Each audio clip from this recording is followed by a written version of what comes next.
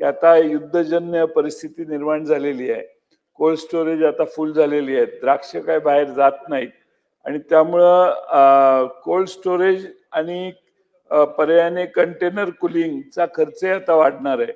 त्यामुळे त्यासाठी द्राक्ष उत्पादकांना विशेष अनुदान या युद्धजन्य परिस्थितीसाठी सरकार देईल काय? जयंत पाटील साहेबांनी अत्यंत योग्य प्रश्न विचारलेला आहे. जी वस्तुस्थिती आहे की मी मगाही सांगितलं की जो माल आता जो काय कंटेनरमध्ये भरून बंदरामध्ये उभा आहे त्यावरती जो काय परिणाम होणार आहे ह्या सगळ्याच वेगवेगळ्या फळांचा फुलांचा सगळ्यांचाच होणार आहे.